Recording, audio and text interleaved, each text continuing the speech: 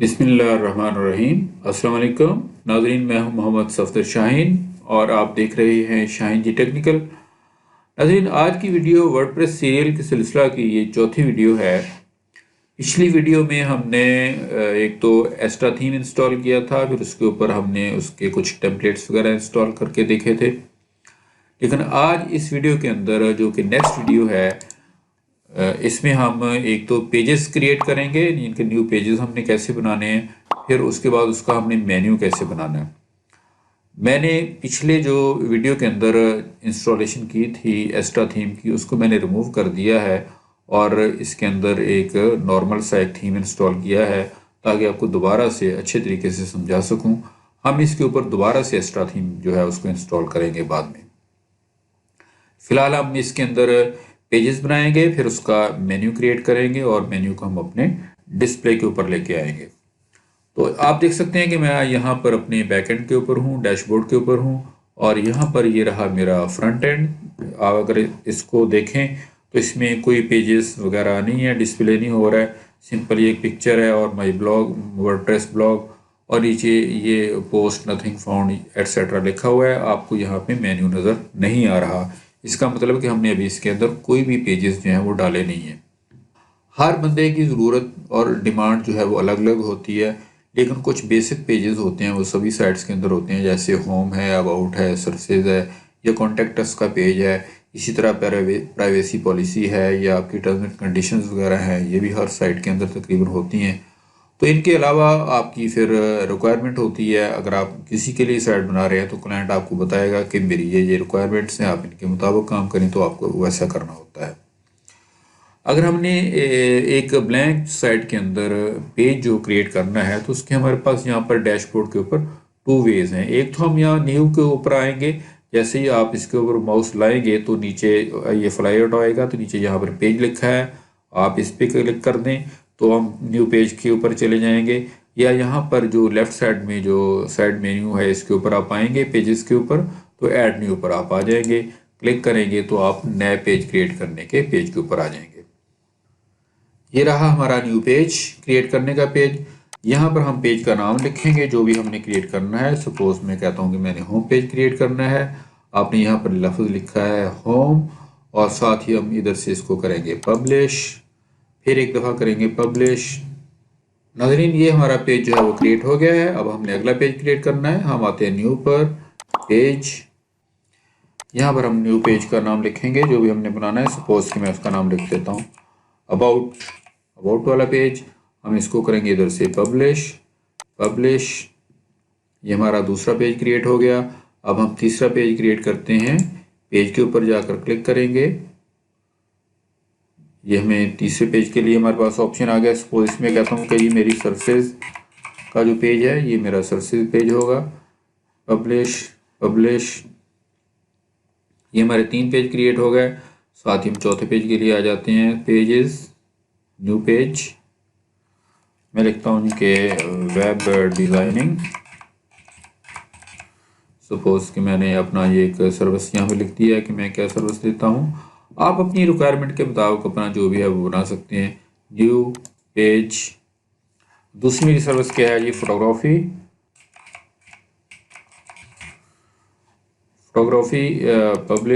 Publish. उसके बाद जी मैं कह देता हूँ कि मेरे पास जो सर्विसेज हैं, ग्राफिक डिज़ाइनिंग। ये आपकी तीसरी सर्विस आ गई। आप इसको कर दें पब्लिश।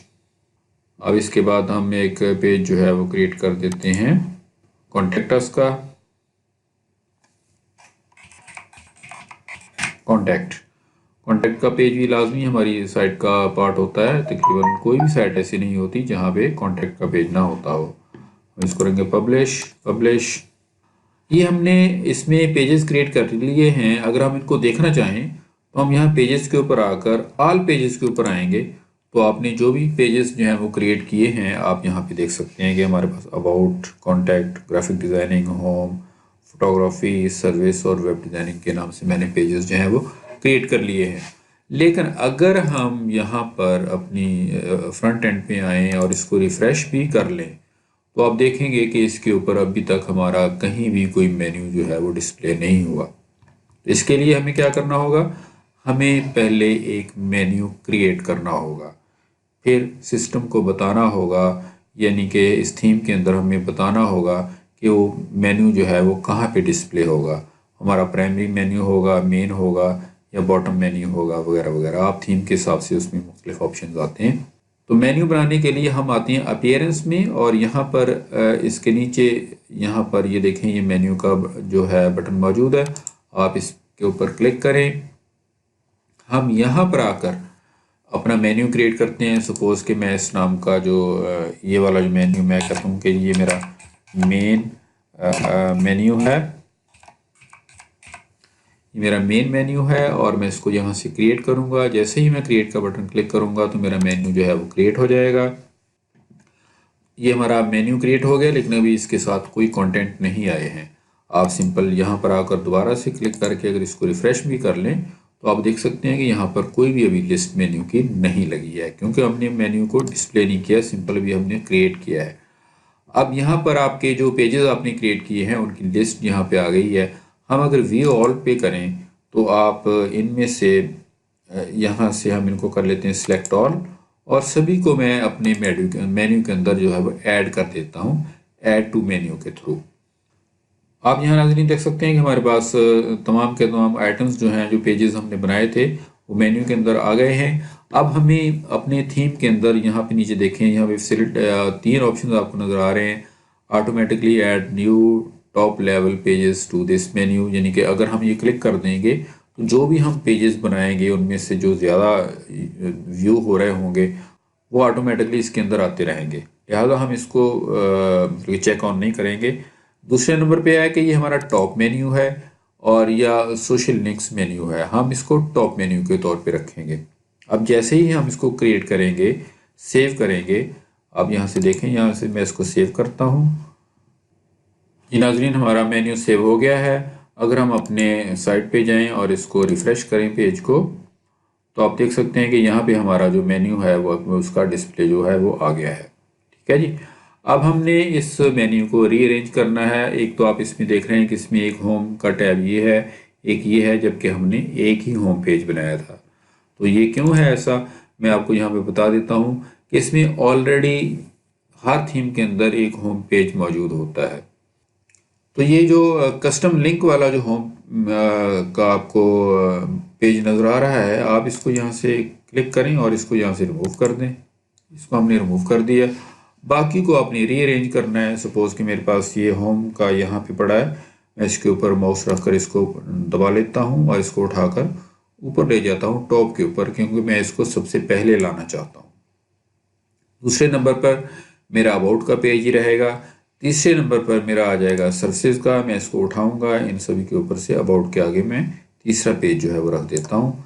अब ये तरतीब मेरी जैसे मैं बनाऊंगा वैसे ही डिस्प्ले में जाएगी। अब ये जो तीनों चीज़ें हैं ये मेरी सर्विसेज हैं। अब सर्विसेज के मैंने इनको सब मेन्यू बनाना है। सबसे पहले मैं रखूँगा वेब डिज़ाइनिंग।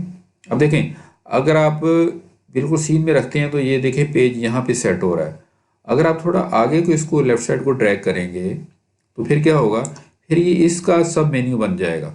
ये इसके ऊपर जब हमारा माउस जाएगा तब नीचे ये डिस्प्ले में आएगा। इसी तरह मैं ग्राफिक जो फोटोग्राफी है, मैं इसको क्लिक कर लेता हूँ, इसको मैं यहाँ पे लेके आता हूँ, तो अब ये इसका ये जो दोनों है ये सर्विसेज के सब मेन्यू बन गए हैं।